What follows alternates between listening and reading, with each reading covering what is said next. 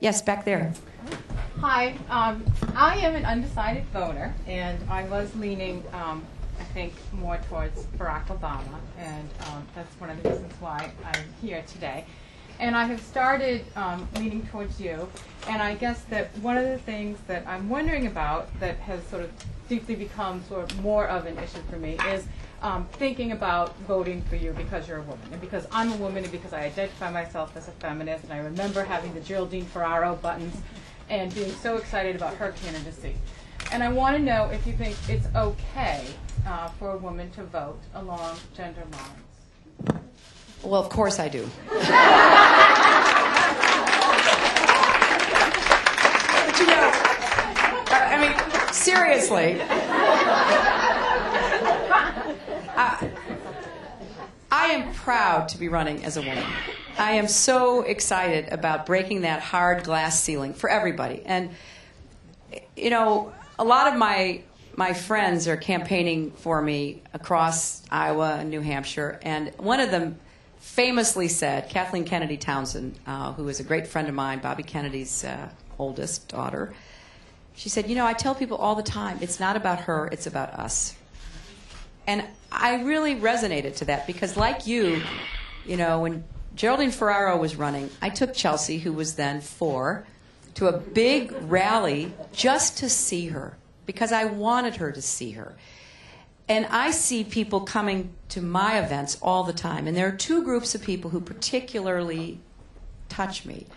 One are the young girls who come with their parents. And so often when I'm in a big crowd and I have finished speaking and I'm shaking hands, I will hear a mother or a father lean over and say to their daughter, see, honey, in this country you can be anything you want to be.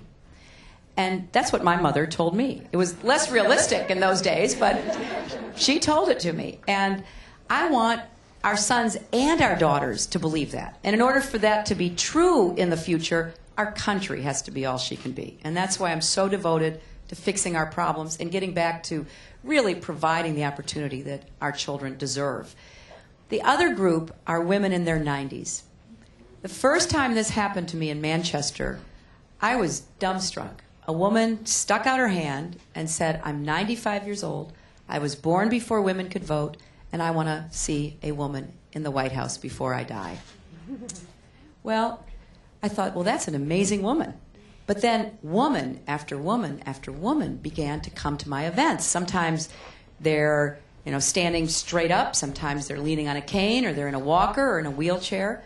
And my all-time favorite was in Peterborough. And I finished an event, and a woman said to me, I'm 98 years old. This will probably be my last election.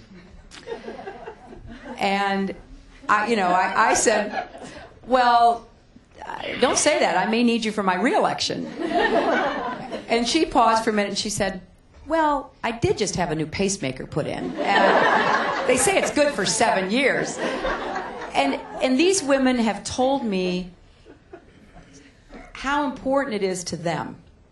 And I think it's so incredible that they've lived nearly a century and they're still thinking about tomorrow. They're still worried about children, grandchildren, great-grandchildren. They love this country. It has given them so much. I had an older woman, in Iowa, because it's a caucus, you keep track of everybody individually who you can try to get to caucus for you. So we started to have to keep track of women in their 90s. I have a 92-year-old precinct captain. I mean, it is stunning to me how devoted they are to their country, number one, and to the idea that they can be part of electing the first woman president. Now, I'm not asking you to vote for me because I'm a woman.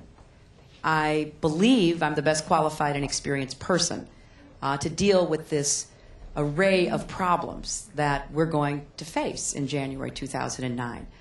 But the fact that I am a woman, I think, gives this election extra significance and really historical opportunity for us as a country. Because it's not only what we say to our daughters and our sons, it is what we say to the rest of the world. When I went to Beijing in 1995 and said that women's rights were human rights, You know, the Chinese government blanked out my speech, so it could not be heard in China. And I have traveled now to more than 80 countries, and nearly everywhere I go, small village in, you know, Bangladesh, a barrio in Nicaragua, a woman will say, I know about your speech.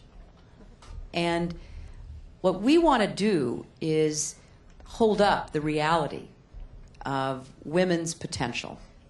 And in countries where women are oppressed, are treated as property, which, as we know, is all too common across the world still, it's important that we stand for women's rights because that makes a statement about our values, but it also helps to push these countries toward being more open and more democratic, because there is a direct correlation between countries that respect their women's rights and roles and those that are more likely to be allied with our values and our interests. So I think it is a very important moment, and I hope that you'll vote for me in the primary. Thank you all very, very much.